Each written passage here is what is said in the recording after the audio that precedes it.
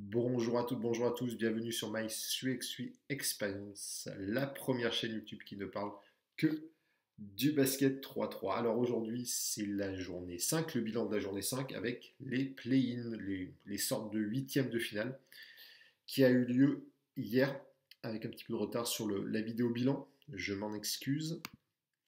Alors, plutôt décevant, plutôt une journée décevante, cette journée de play-in avec des matchs à sens unique.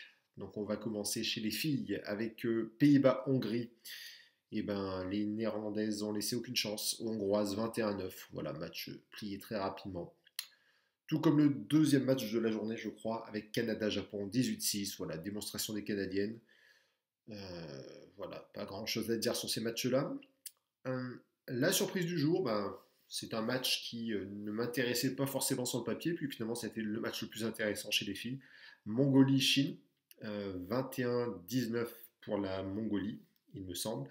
Après prolongation, donc devant leur public, les joueuses mongoles ont créé l'exploit en éliminant la Chine. Malmenée à l'intérieur avec la joueuse Yang, elle doit faire au moins 2 mètres.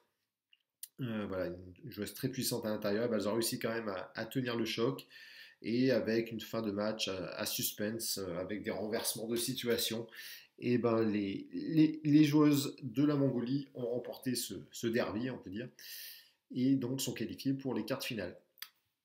Sale temps pour les équipes championnes olympiques, hein, puisque l'Allemagne, alors même si l'effectif a complètement changé pour cette Coupe du Monde, et ben, sortent dès les play-in. Elles perdent contre les Polonaises 20-18. Et donc la Pologne rencontrera la France en quart aujourd'hui, vers 13h45, il me semble. Chez les garçons, et ben pareil, on n'a pas eu forcément des matchs très attrayants. Porto Rico-Japon, voilà, Porto Rico a déroulé face aux Japonais. L'Espagne a atomisé les champions d'Asie 21-10, avec un 7 sur 14 à 2 points. Donc les Espagnols ne font pas trop de bruit, mais peut-être une surprise sur le podium, les Espagnols qui se qualifient pour l'écart. Ensuite, on avait la Lettonie contre l'Autriche. Les Lettons ont remporté 21-17 leur match. Voilà, le duo Miesis-Lasmanis a fait le boulot donc face aux Autrichiens qui sont champions d'Europe en titre. Et enfin, le match que j'attendais, c'était Allemagne-Pays-Bas, avec les Pays-Bas champions olympiques et les Allemands, une jeune équipe allemande avec plein de champions du monde, mais jeunes. Et ben, les Pays-Bas ont pris le meilleur départ, jusqu'à mener 16-10 à moins de 2 minutes de la fin. Et une fois de plus, hein, encore un match à rebondissement. Cette année, il y a beaucoup de retournements de situation. Et ben, les Allemands, avec un Giesmann à 9 points encore, font un comeback et remportent ce match 19-18.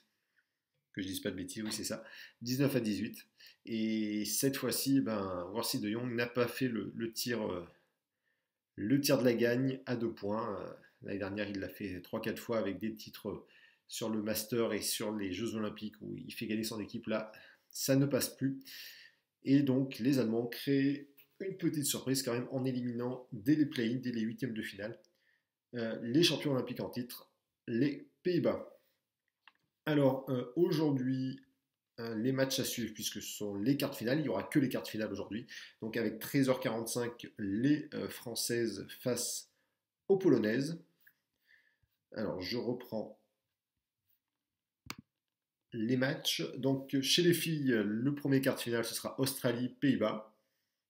Ce sera un match très intéressant, comme Canada-Espagne, à 11h25 également. Donc, deux matchs de quart de finale plutôt très intéressants. La Serbie-Porto Rico. Est-ce que Porto Rico va être en capacité à faire déjouer les Serbes, les Portoricains qui sont quand même très intéressants sur cette Coupe du Monde. La Lettonie contre l'équipe surprise, la Suisse, qui avait fini première de leur poule. Chez les filles, Mongolie, États-Unis, et ben pour les joueuses mongoles, il va falloir faire un très gros match encore contre les Américaines qui sont favorites de ce quart de finale. France-Pologne, On va voir, est-ce que la France réussit à stabiliser un petit peu l'attaque, être un petit peu plus performant à 2 points et garder cette assise défensive et être très présente au rebond. Ce sera la réponse à 13h45, suivi de Chine-Espagne en garçon. Je pense qu'il y a une bonne possibilité pour les Espagnols de se qualifier. Et un match encore très intéressant entre l'Allemagne et les États-Unis. Voilà, je pense que ça peut être serré et